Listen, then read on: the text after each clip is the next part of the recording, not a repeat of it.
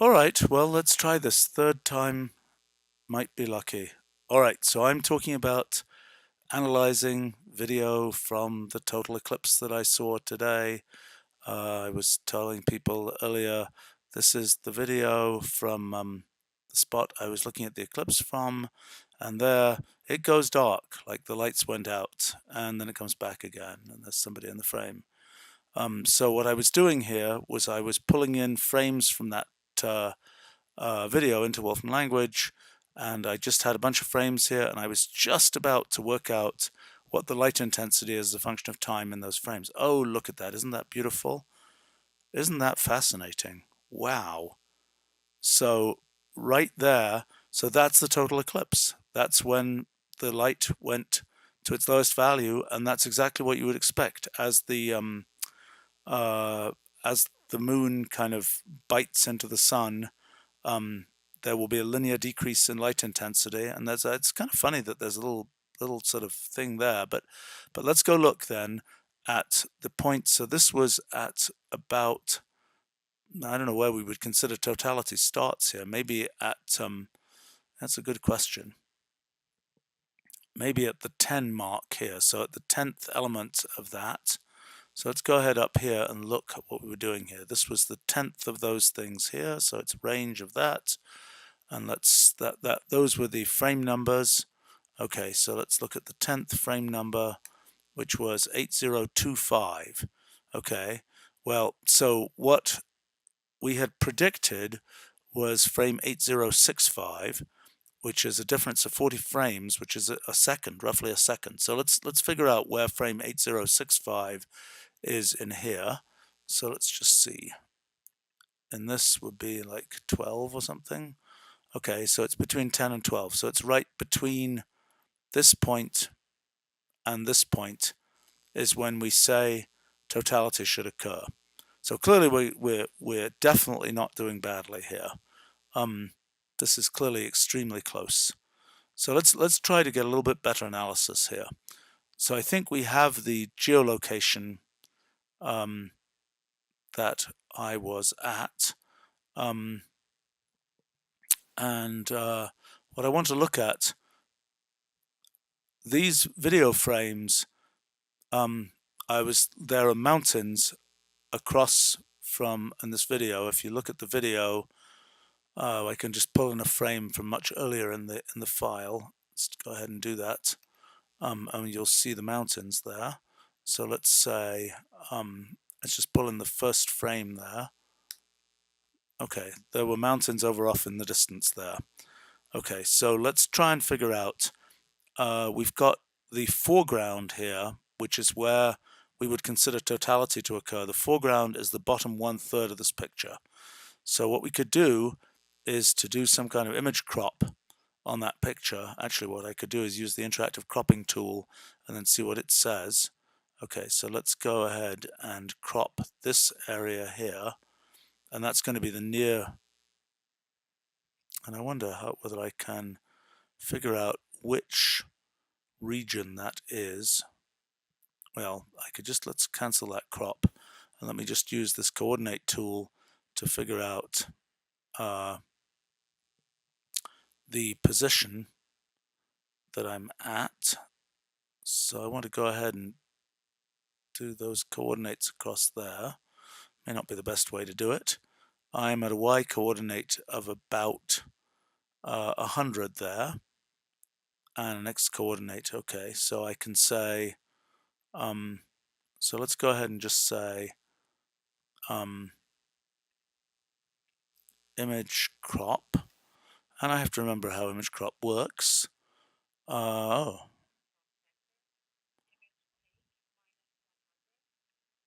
okay, maybe I need to use image take instead. Let's see. Okay, so let's try image take of that image minus 100. Oh, beautiful. Okay, so this will show us just the foreground. So what I want to do is on this analysis here, I want to take those results, which were line 119, and I want to say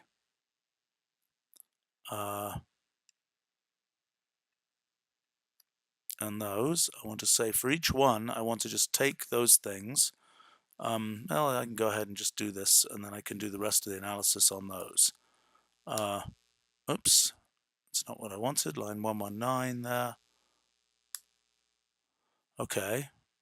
Well, that looks okay. So we can see it's lighter there and getting darker. So now we want to do the image intensity analysis on these, and then we want to go ahead and make a plot of those. So let's go do that. So there's the image intensity, list line plot of that, plot range, all. Aha. Well, that is actually interesting because that is a sharper. Oh my gosh, look at that. Okay, so right there, it's at around the 10 or 11 mark here is right where we see the transition to totality. And let's go ahead. That was between frame. So I can go ahead and let me get these frames more accurately. So I would like to go in let's go start from about frame 8 here, number 8 here, and go to about number 12 here. So let's go ahead and go back up here and look at these. Let's do 8 through 12 there. What is that? 8 through 12 of those. Okay, so that is, oh, that's interesting. Okay, so that's right around where we predicted totality would occur at 8065. Okay, so why don't I go ahead and start at 7975 and just pick up all 100 frames from the video up to that point. So let's go, let's pick every 5 frames or something. So let's go back up here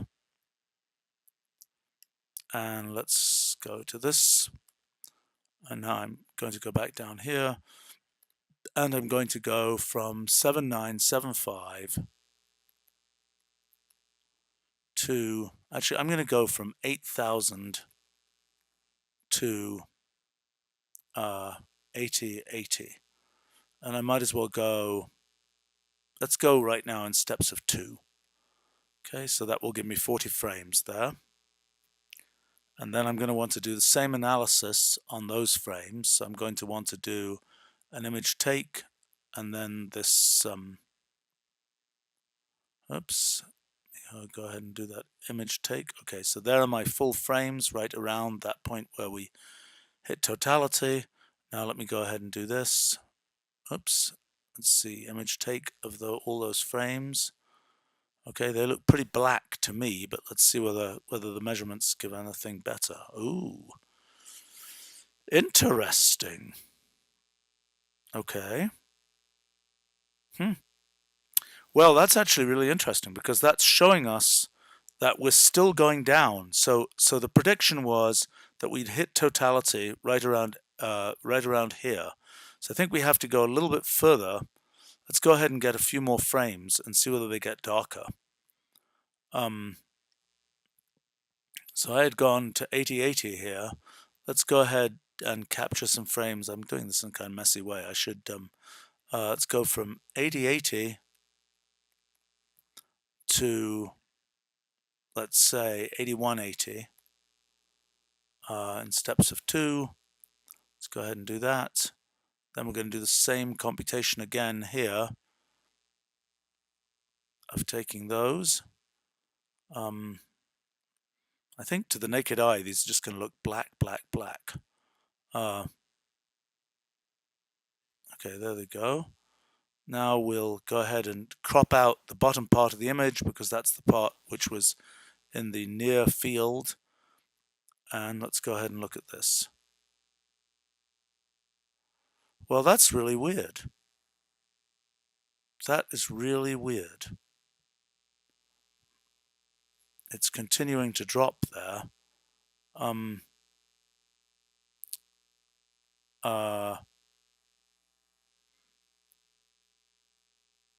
Let's see.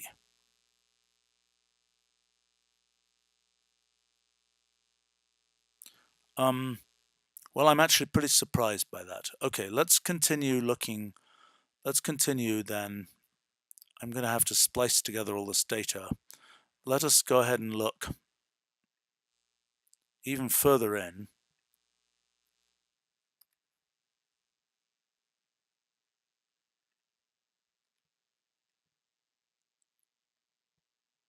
So I'm going to go from 8180. See, I'm just really surprised that it's continuing, that the light is continuing to fall off there. But I guess it can happen. Let's go like this. Let's go there. Now I'm just going to slice off this bottom piece. I'm really confused actually by what's happening here. Okay. And I'm also very confused by those little glitches there. Unless, oh, well, well, that would be really exciting if what I saw right before this eclipse was a phenomenon called shadow bands, which are really, but I can't believe this is that. How could this be continuing to go down with still another 50 things into the eclipse? That's 0375. It's still continuing to go down. Well, it's possible. I mean, I guess the moon is lining itself up more precisely with the sun. Let's go ahead and do this one more time. Okay, let's see whether it continues going down, because at some point here it's got to start going up again. So let's see. Let's go to 8280 to 8380. Let's go ahead and start doing that. Let's not even look at those, and let's just go and compute the answer there. And then what I want to get ready to do is to splice together all these results. I'm really confused by those little glitches there. And okay, this is officially weird. What are those? I mean, there is this phenomenon of shadow bands, but I can't believe we can actually see those in a video like this, and particularly not after the beginning of Totality. They're supposed to happen before the beginning of Totality. Okay, well, let's do this. The next thing I want to do... Wow, that is really weird. What could be going on? Unless it's some artifact of the exposure system of the camera. I am going to do one more of these rounds of computation here, and then I'm going to splice all these pieces together. So let's go 8380 to 8480. Oh, let's live dangerously. Let's go to 8580. And you know, I'm doing one stupid thing, which is that the edges of these things are not correctly in these lists. I'm going to have to remember that to cut off the first element, because I'm going to have otherwise a repeated element there. But maybe I should run. I mean, I'm just running this on a little tiny laptop, so I could. And I also am not even running it in parallel. This machine has multiple cores. I'm not running the stuff in parallel, which I could do, which would make it a bit faster. But let's see whether we continue to see these. Okay, well, I remain confused here. So let's take a look at the bigger picture. So 2 minutes. So the prediction was, let's take a look at this. Let's take a look at the other side. So what I had here, 2 minutes and 21 seconds. Okay, so let me take the 2 minutes and 21 seconds after, let's see here. I had got, oh, I think I had it in this window here. I was computing. Okay, so what I want to do, let's make a section called End of Eclipse. And that was 2 minutes and 21 seconds. Okay. And then let's go back up here. Way up here we had a computation of the beginning of the eclipse. Okay, that was the beginning of the eclipse here. And actually I'm going to copy down this whole section here. I did this in a really crummy way, but let's okay, so that was a whole bunch of stuff with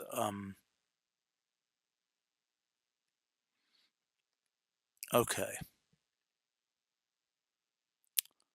Now, so this is the predicted time to start the eclipse. So that's the start time. So now what I want to do is add to that start time plus 2 minutes and 21 seconds gives me the predicted end time. And this minus the start time of the video is that multiplied by the frame rate, which is this quantity here. That's the frame rate, quantity that, and multiply that by line 147. And we should get, okay, oh wow. So we're not going to see the end of the eclipse until we get to frame 12,293. So let me go ahead and, okay, so that's so we're still seeing really the beginning of the eclipse here. So let's go to frame 10,000 and let's see what the light level is at frame 10,000 after I save this file.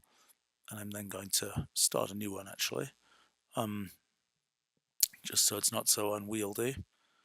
Oh well, there's just a lot of frames in here. Okay, so I'm going to start off. Let's wait for it to save here.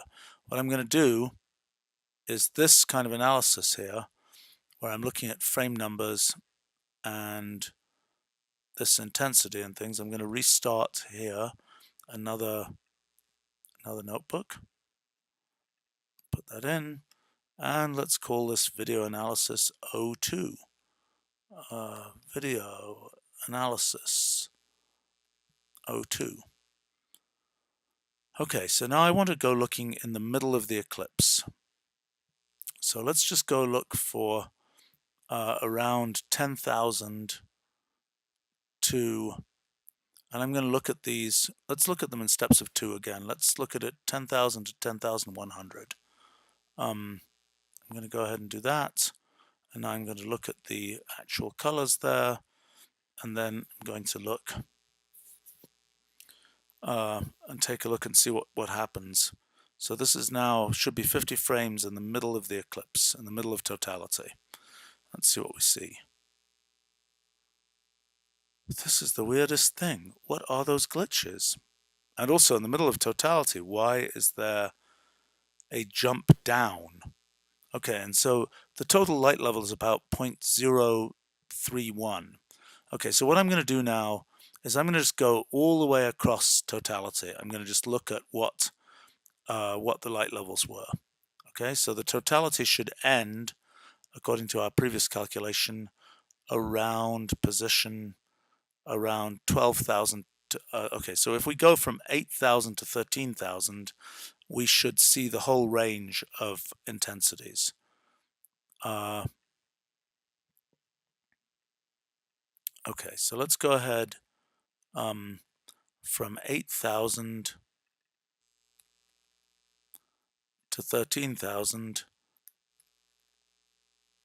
in steps of, let's say, 100 frames. Okay, and this should show us, okay, let's just run this. So that should give us a few hundred frames here. A few frames. I'm hoping this isn't too many. Let's see what it is. And then, okay, so this is kind of a whole eclipse. And now let's do the same analysis we did again here. Let's copy that and this. So this should now give us the light intensity. Oh, well, we got to, we overshot the end of the eclipse here. So let's go ahead and try the same cropping of the foreground. Okay, there we go. Now I might want to say plot range all here, because otherwise we're going to see it get really bright at the end there. So let's just do this. Okay, there we go. Well, this is pretty interesting. Wow. I wonder whether, I'm sure people know this is how it works, but I didn't know that. Okay, so there is our eclipse. And I would say probably these jumps down are sort of the beginning of totality, and this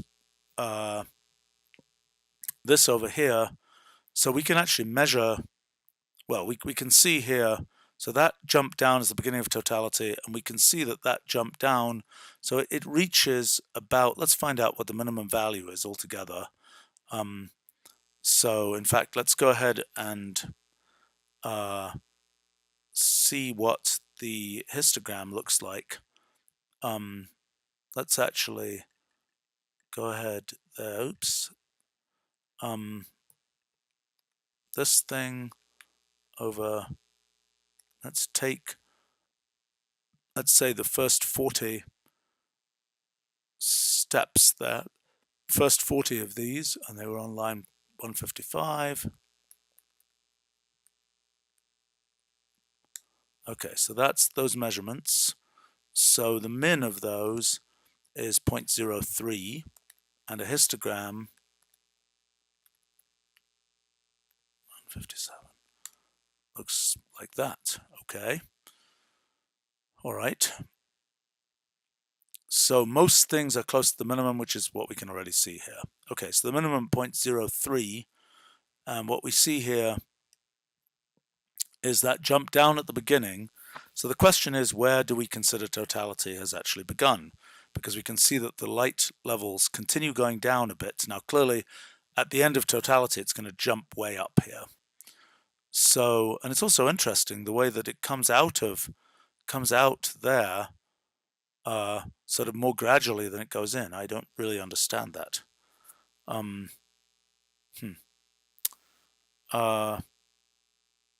Now let's see, I also actually have a time-lapse video that I took that should show us the, I wonder if I can use that here. Let me see whether I can use that. I want to go ahead and downsample the time-lapse. So I want to see whether I can get the complete sort of course of the eclipse, including the partial phase of the eclipse. But this is, okay, so we've got a couple of things here. So first conclusion is we're definitely not off by more than a second in the beginning of totality. It depends on exactly where we count the totality. I'd like to see if we look at those mountains in the distance. Okay, so we got several sub-projects here. One sub-project is to figure out how far away those mountains are. So let me go ahead and see whether I can't do that. So my geoposition I had in that other notebook there. In the time calculation notebook, I had my geoposition. That was my geoposition. And this was the... Okay, so what I want to do is I want to see... so let me go ahead and do this. Let me look for... I'm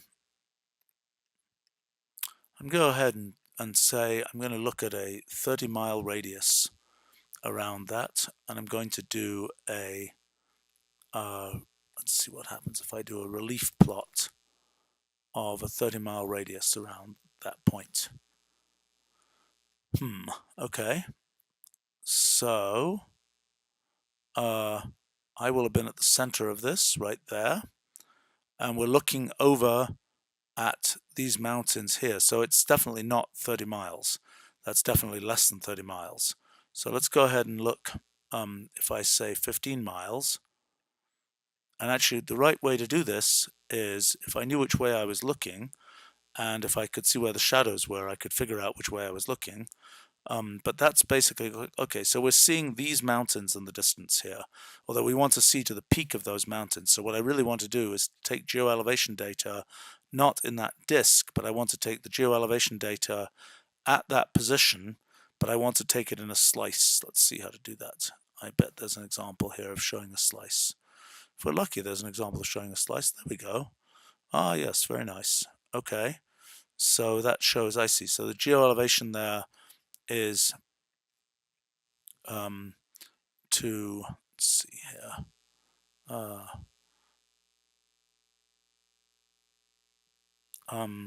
sorry, I have to deal with something else here.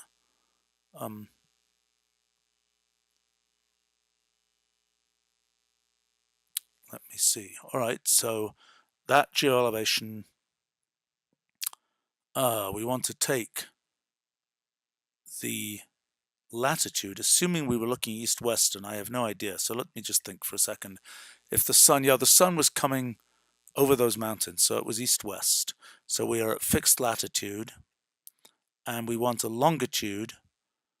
How long is, let's see, if I want this plus, how do we do that? Geo, you know what, I don't know how to do it. Let's take a look here. I'm going to figure out what 15 miles is. So geographic, let's look under geodesy, maybe that will show us here. Oh yeah, geodestination. Okay, with azimuthal direction alpha. So what is the azimuthal direction? Azimuthal direction, what the heck is an azimuthal direction? Is it specified as lat long? Okay. Azimuthal direction, that must be from, okay, so the east-west would be 90 degrees. I think that's geodestination of that, comma, and then let's try 15 miles, and let's say 90 degrees. See whether this is sensible at all. Okay, so that's 352. So that would be if we want to go to the east, that means we want to go less, actually. So we want minus 90, I think. Okay, so let's see where that is. So then if we say that geoposition, okay, so what I want to do, actually, I'll tell you what, I'm going to go some number of miles to the east and some number of miles to the west. So then what I want to do is I want to say, where was that nice example from geo-elevation data?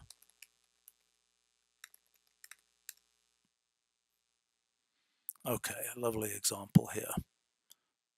Okay, so then I just am looking at those. So let me, I had an example right here. So this was what I wanted to do. I wanted to look at longitude from, okay, that's minus 119.110.95. No, sorry, that's longitude there. And then I say 119.95, and now let's go plus 90 there, minus 110.352. Okay, so that should give us,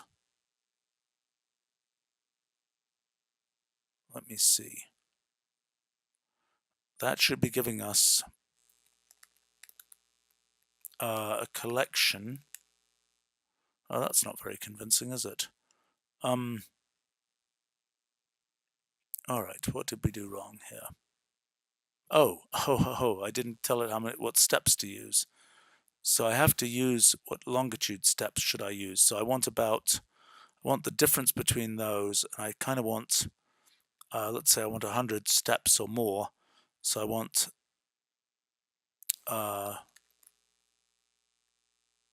this is really a stupid way to do this, but whatever. Okay, so that divided by, let's say 200. Okay. Okay, 003.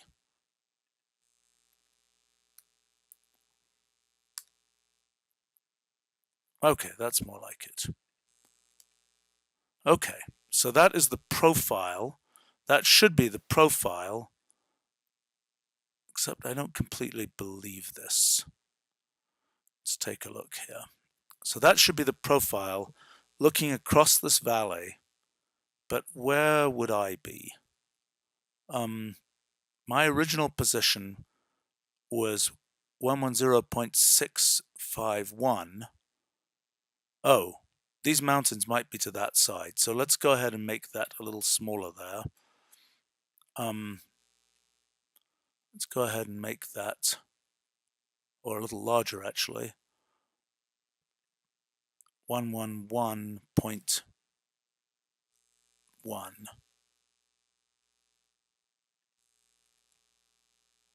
Okay, fine. All right, so then my position in here would be at, so let me go ahead and do the following. Let's take that and let's plot my position, which should have been at,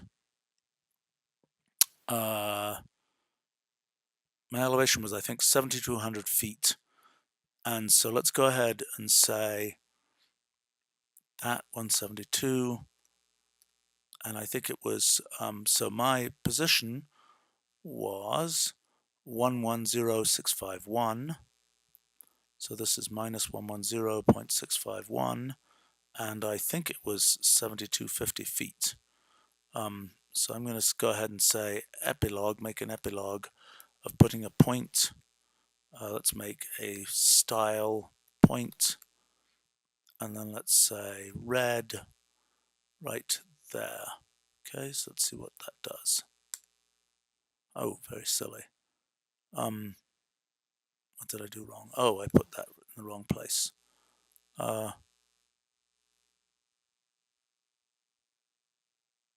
Oh, silly me. Oh, very, very silly. This was not, that position isn't correct, because what I really have was that range, and what I really want to do is find, oh, this is really dumb. Okay.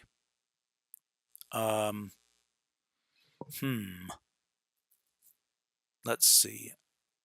Actually, what I could do is take that range that I just said there, and I could transpose that. Yeah, okay, let me go ahead and do that. Transpose that range at line 176, transpose that range, and this geo-elevation data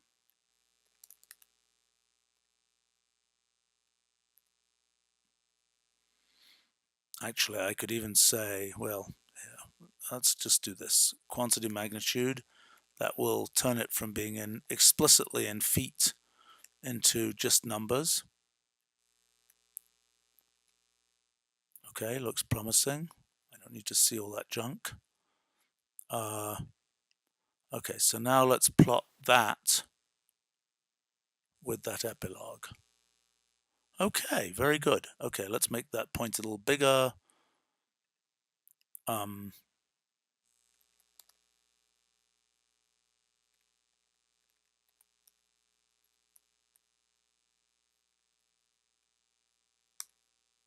Oh, silly me. Okay, that was 177. Okay, what did I just do wrong? Did I just do something really weird to change that to be on the right-hand side? Anyway, it doesn't matter. Anyway, I can see there's the point that I was looking across this valley from, and that must be the other side of the valley, and the peaks must be around there. So that tells me the distance to the peaks. And so that distance is, let's say that peak, let us go ahead and let's say take from line 177, let's take about half of the points. Oh, I didn't need to see it. And then let's say largest by, take largest by that comma last. Oops. And I have to remember where it is. That's not what I want. Take largest by function and then the number. Okay, so let's say 1. And that wasn't percent anymore, it was percent 182.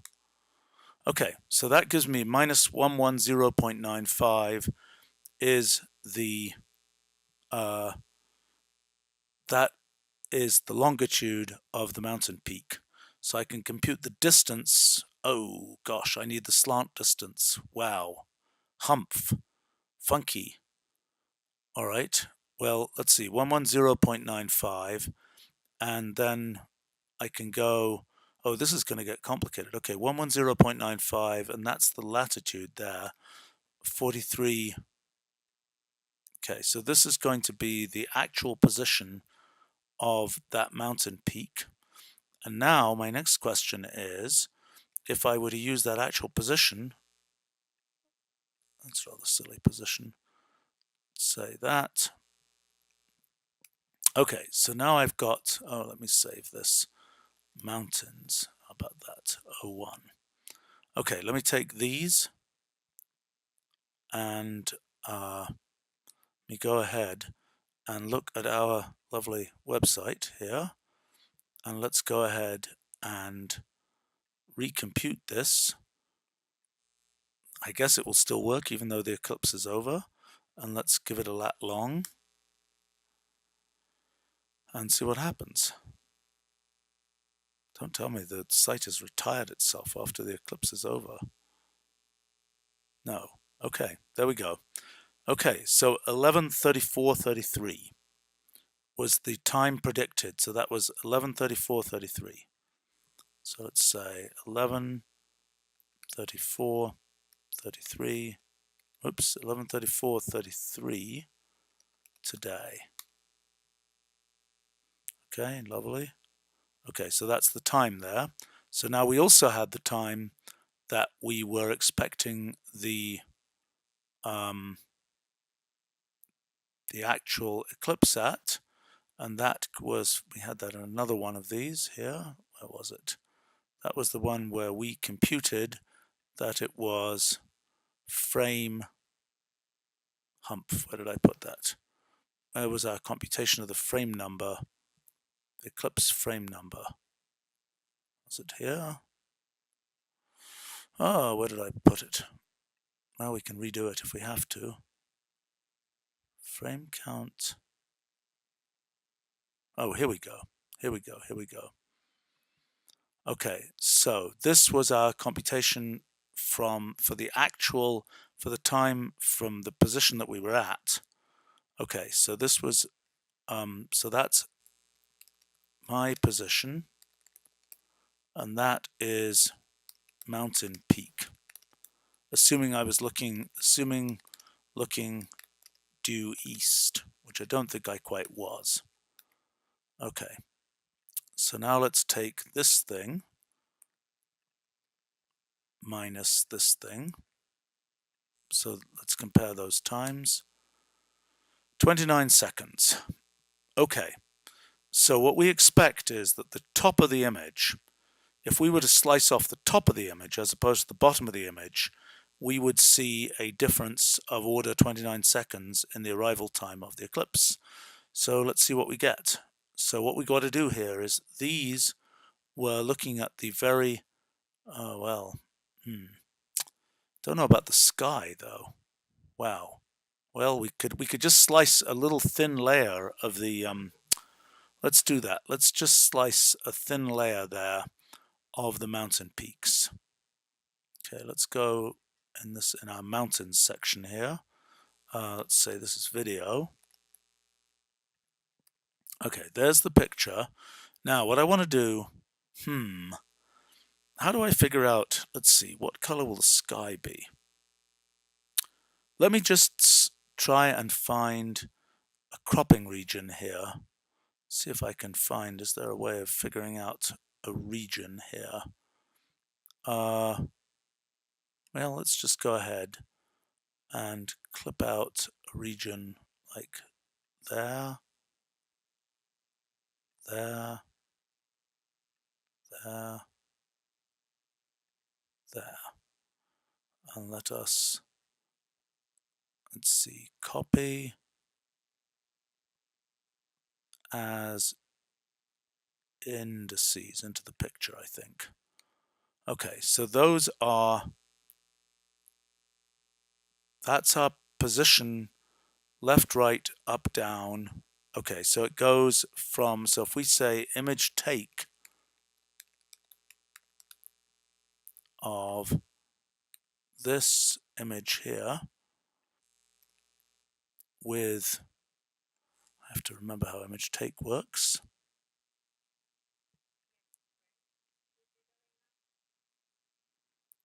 Okay, let's see.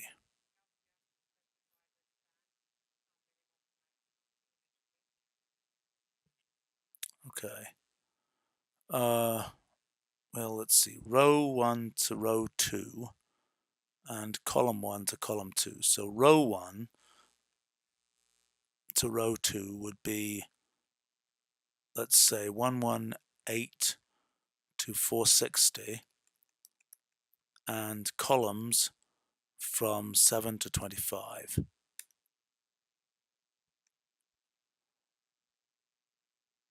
I think I got it the wrong way around. Let's see, which one is a row and which one is a column, he wonders. There we go, beautiful mountains. Okay, so that's the mountain peaks. So that is what we need to do to take just mountain peaks. Okay, so what we want to do over here is we have, this was on line 154. Let's say, let's actually put in something here that says, well, actually, this is all going to be off, isn't it? Because we're going to see only a piece of this. It should be shifted by 30 seconds. So, but if we look at 155 and we say this image take on line 155, and then I do a list line plot of the measurements here. Now, let me first of all go ahead and just look at the pictures. Okay, so we see it coming out there. And now let me go ahead and do this. Okay, and now let me compare that with the measurements we had over here, which were the picture in 156. So let's show this and %156 together. Oh, wow. Okay. That is a bit funky because that's showing the timing is the same, which I do not understand, although the light level is different.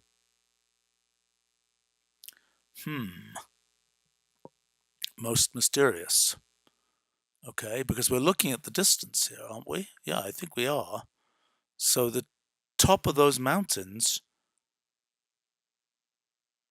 should go into shadow. I mean, we know that the distance to the top of those mountains is about 15 miles because we can see across the valley here. No, actually, we're looking at the slant distance going up there. Oh. Hold on a second. There may be something funky going on because there is a difference in timing associated with altitude, but that should have been taken into account.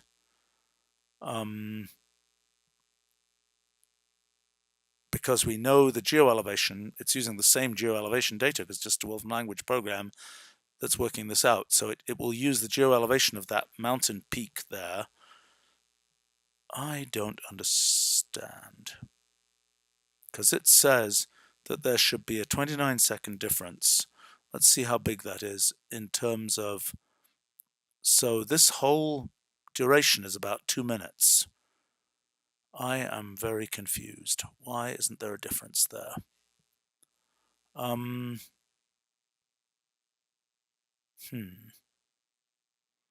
What did I do wrong? Let's see, line 155 is the complete sequence of pictures here.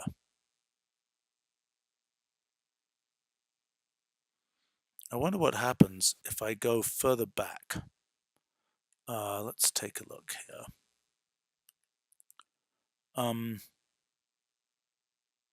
I'm going to go back to like 6,000 and I'm going to call it full sequence.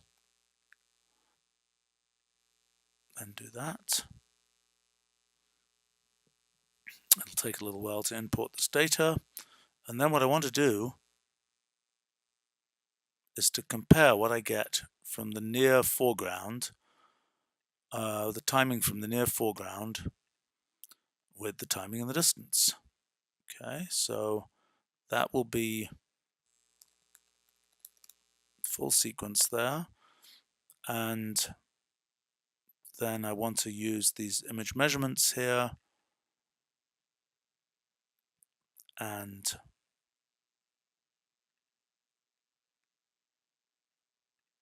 let's see, there we go. I put that image take in there. I get rid of that ampersand because I don't need it. And then I say this thing across the full sequence. And then I also want to work out, okay, well, let's just go ahead and work that out. So that is the foreground. Okay, so now let's do the corresponding thing for the mountains.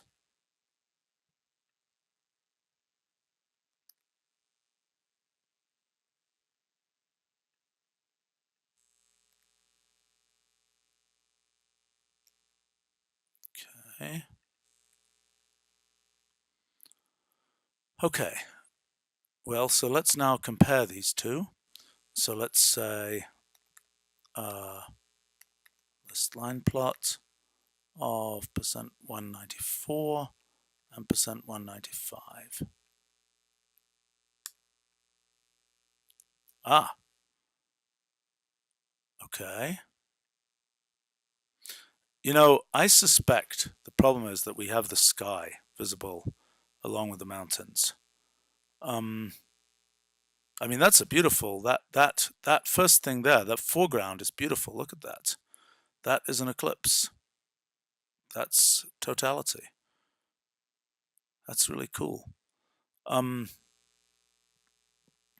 However, the background is more complicated because I think whenever we're seeing the sky, yeah, I think we shouldn't be seeing the sky because as soon as we're seeing the sky, and we are seeing a difference here, I don't understand why that peaks and goes down, but that's probably because we're seeing both the sky and something else. Okay, time for us to figure out a different slicing here. So let's go take that picture and let's look at the lower part of the mountains, which will be, okay, so I'm going to go ahead and take this image and try and slice off the lower part of the mountain.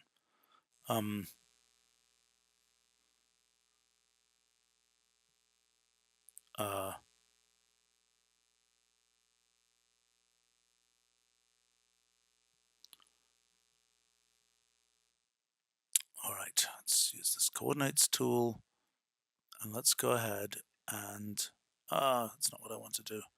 Silly me. Okay. Clear those. Let's click here, use the coordinates tool. Oh, I've still got those. That's kind of annoying. Okay, let's scroll down and let's say clear all. Okay, now let's start clicking. Let's click there. Let's click there. Let's click there. Let's click there. Copy indices. Paste them. Okay, so I want this kind of thing. I want that image take.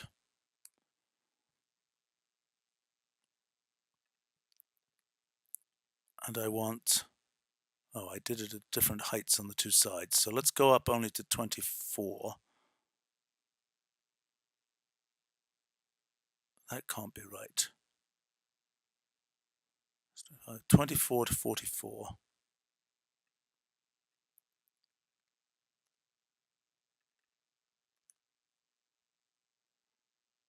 And let's go 10 to 625. And let's do that over full sequence.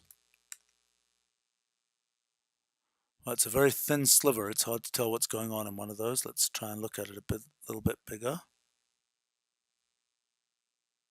Well, it's not sky, at least, so that's a good sign. So let's go ahead then and compute for that. Let's go ahead and do this computation for that choice there.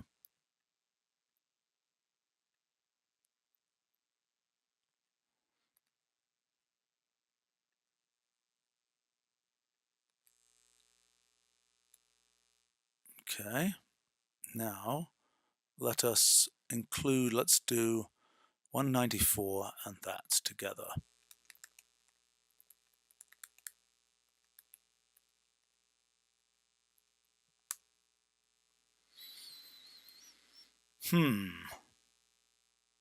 Okay.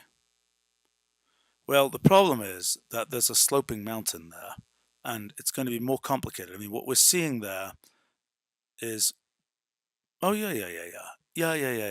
Yes, this is good. Right, what we're seeing is, well, on this side, it really looks like we're reaching the minimum at about the same time, which is really odd. Let's just go ahead and take the ratio of those two things, just to see what happens. And let's make a plot of the ratio, see whether that reveals anything particularly.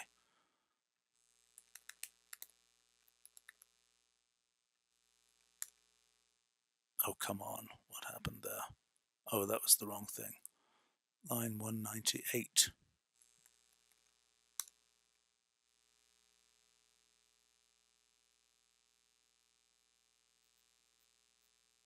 That's weird.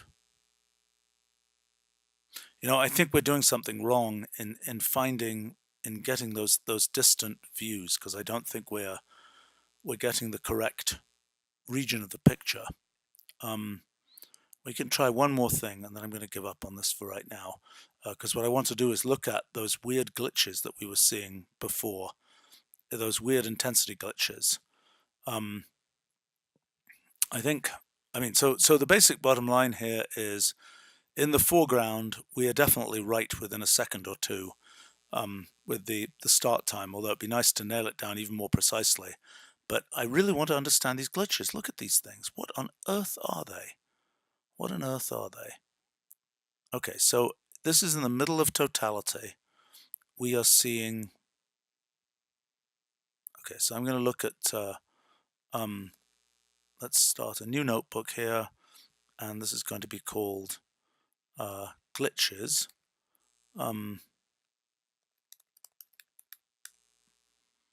And why don't I do the following? Why don't I take this region of totality? Let me just go to 10,150. Let me go in steps of 1 here. Let's call this one details.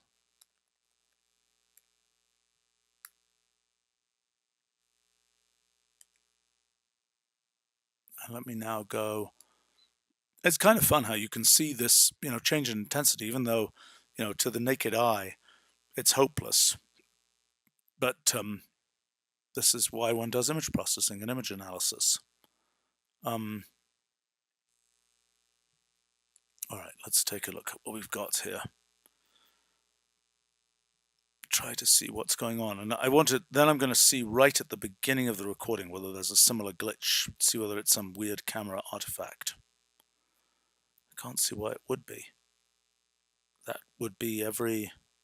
Let's see, this is still running. Come on, wake up. Let's see, there we go. Okay. Okay, that's officially weird. And why would there be a change there? What would be happening there? What on earth is that? Is that an artifact of the camera, or is that something real? Now, the sampling we were doing before, well, okay, here, let's just try looking at the very, very beginning of the eclipse. Let's look at the first, let's look at the first 50 frames when it was still in a partial eclipse. Okay, so let's just say range 50 there, and let's not call that details or we'll get ourselves really confused. And then let's go ahead and compute those. And then let's look at this. Let's see what is happening here. Then what I really want to look at is the period when I saw shadow bands. Okay, so there's what is going on? So if we look at the first 50 in here, 1, 2, 3, and compare with this,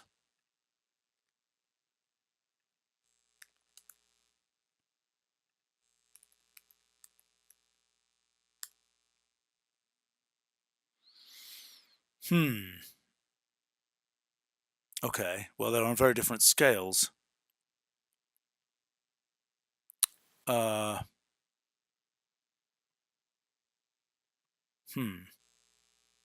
Well, I think this is some problem with the way light is being measured by the CCD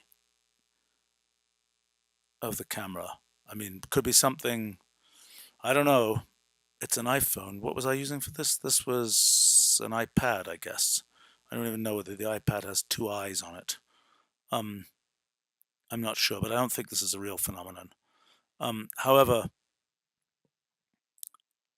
that might be something real. Well, are we seeing that? Let's take a look here. Let's go ahead and do a moving average on this and see what happens if we do a let's try and look here. Let's see, moving average with runs of, okay, so let's go ahead and do moving average line 203.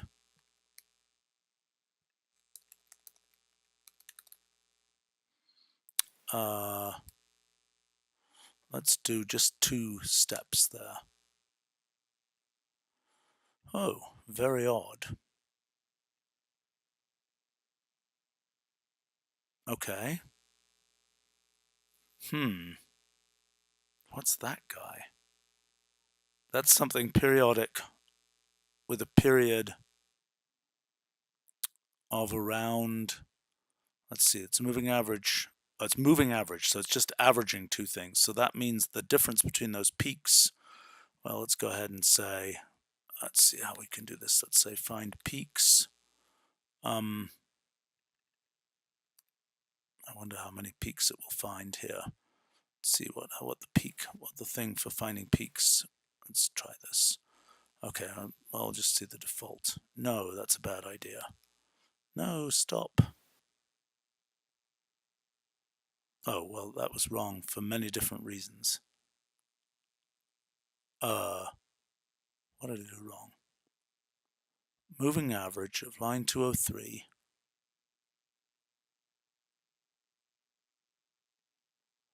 What did I do wrong?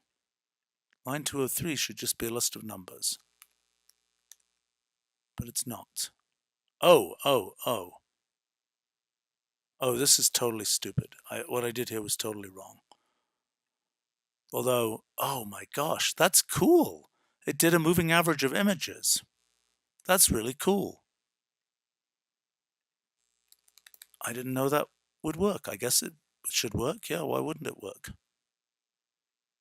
Okay, let's see if we get the same result doing a moving average outside of the images. Yes, we do. Boy, that was really cool though. Okay, so let's see whether find peaks works on this thing here. I don't think we can expect it to find them. It might be a nice feature to find peaks in okay, so those peaks are around 40. So let's see. Let's look at peaks. That peak is around 0.312. Yeah, I bet it's that peak there at 14. And the next peak Let me just see, how does find peaks work? Peaks with sharpness S that survive with Gaussian blurring up to scale sigma. I have no idea what that actually means. Let's take a look.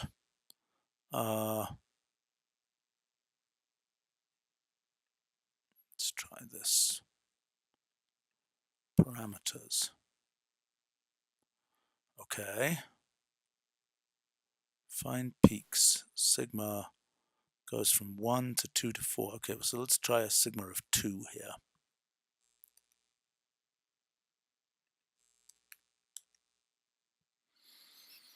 Not exceptionally helpful. Let's try a sigma of 5. Well, actually, that looks pretty good. Yeah, I bet those are those first 3 peaks. Cool.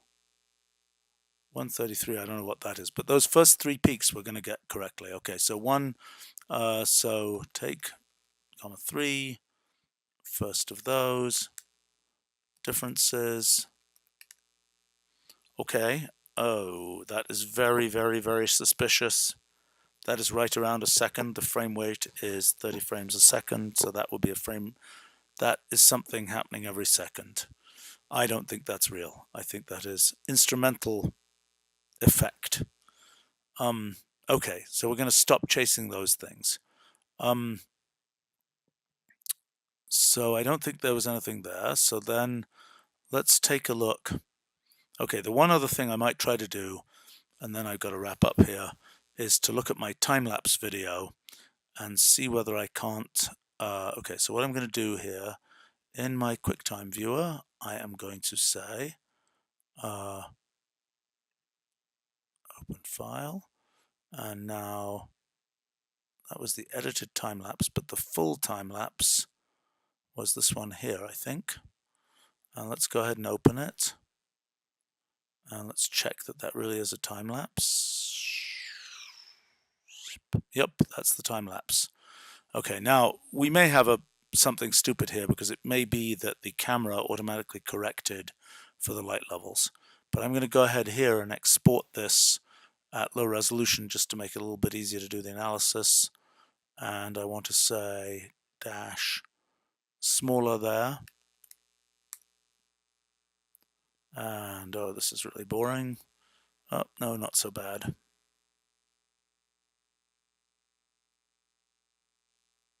All right.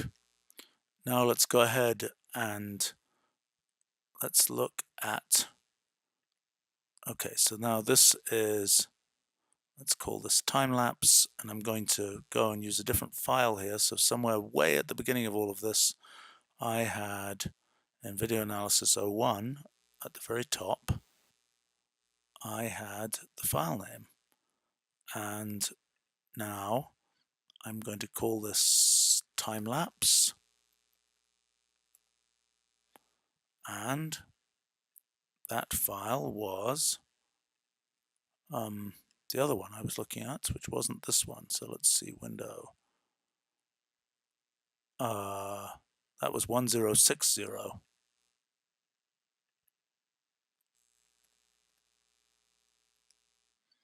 Okay, let's find out some parameters of that. Let's look at the frame count.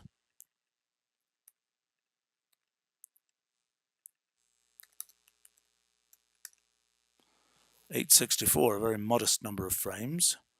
Okay, so I might be able to import the whole thing, but let's go ahead and import just to see whether I've got something reasonable here. Let's import frame 100 from this. Okay, lovely. Nice view.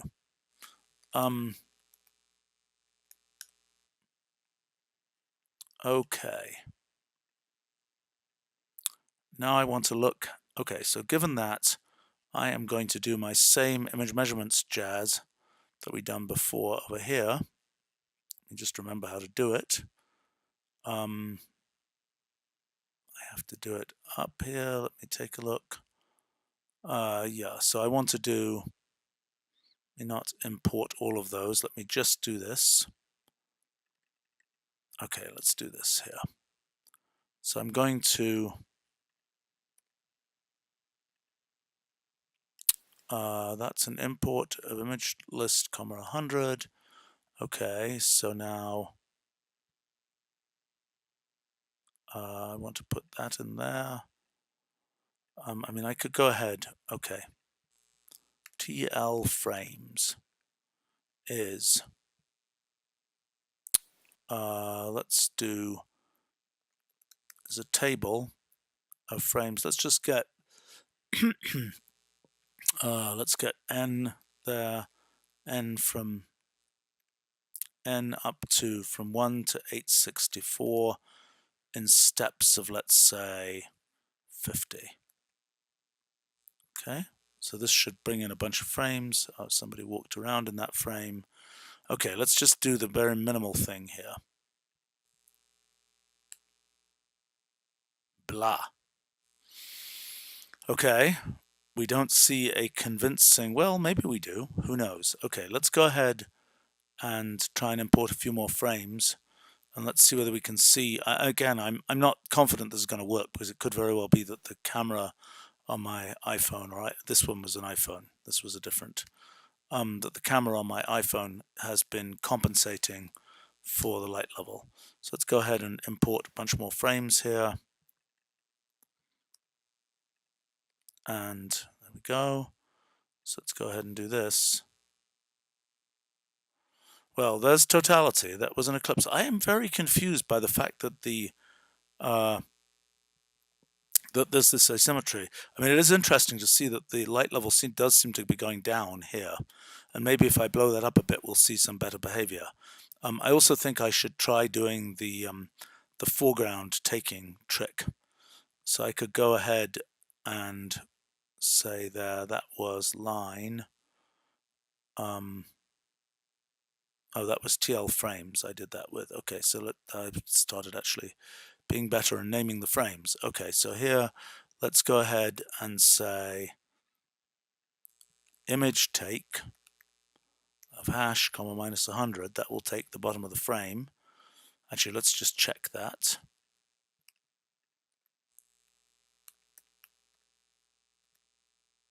I am going to have to disappear in a minute. Okay, there are those frames.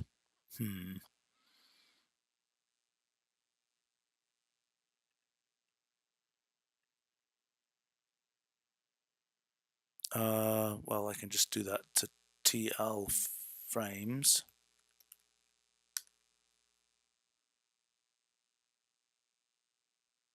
What was I looking for here? I was looking for better.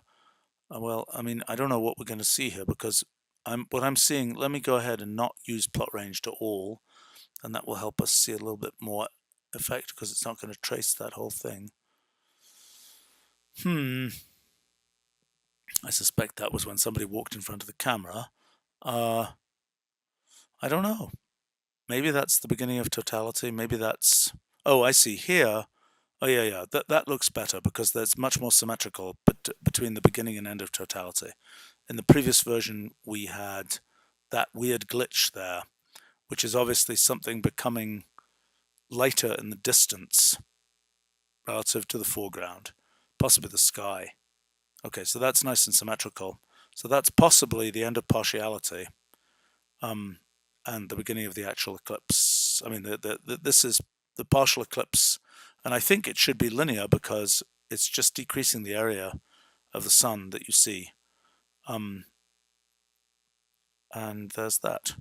Well, okay, I think I should wrap up here, but I'm pretty encouraged that all these calculations that we spent lots of effort making actually did work. Let me see. Maybe I should do a tweet about this. Let me see if I can find some nice summary images here to represent what we were talking about here. Let's see. I probably want to go back to that original video analysis notebook. Let's see. Whole eclipse. How about that? What was that? That was the whole eclipse. Okay, that was kind of nice.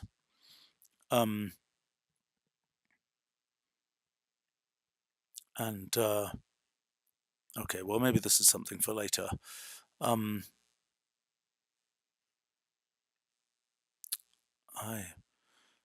getting hungry here. I need to go. And I'm supposed to meet a bunch of people, and I'm hungry. So I think that means I have to go. And I think this will have to be done. Let's see. No. Let's finish it. Let's see. Video analysis 01. Let's find out what we have there. Did we have something reasonable there? No, that was the beginning of the eclipse. I think it's better to see the whole eclipse.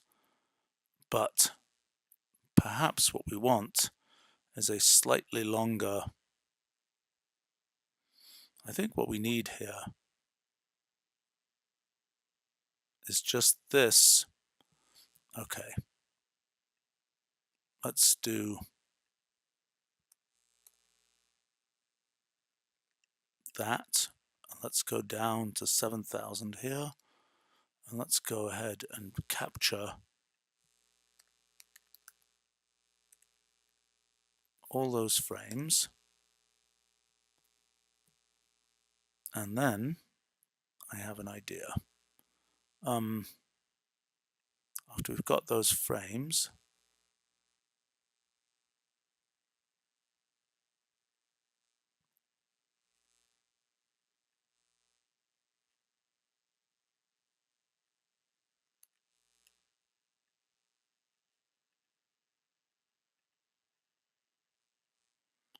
okay, there are all those frames, lovely. And so now that was TL frames.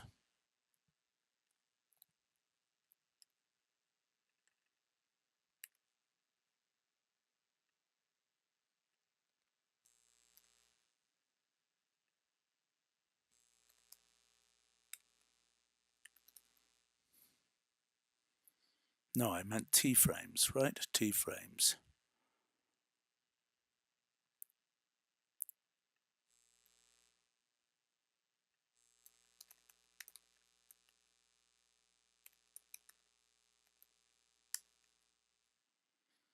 Okay.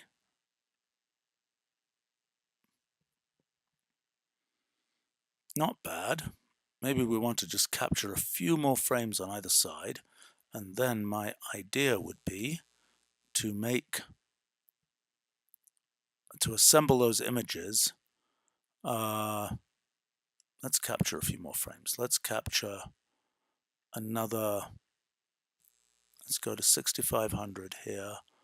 And let's go to 13,500 here. Let's redo this. And then my idea would be to do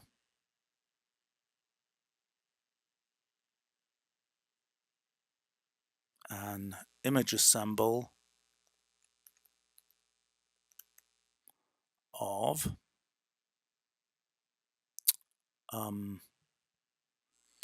okay, there we go.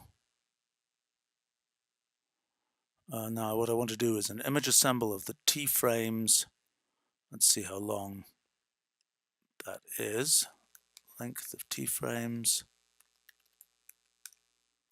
71. Okay, so what would be a nice thing? I think a 7 by 10. So image assemble a partition of T frames, comma.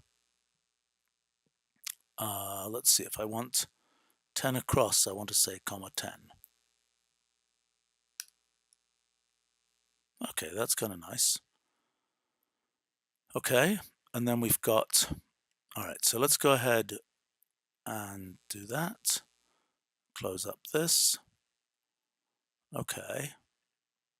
Anything we can do with this light curve to make it look jollier? Let's see, maybe we want an aspect ratio. Oh, actually, I want to recompute this. Aspect ratio 1/3.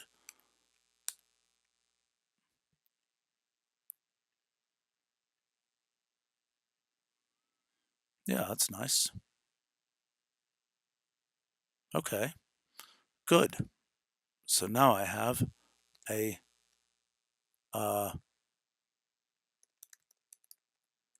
tweetable notebook. All right. Okay, well, I think that's it for this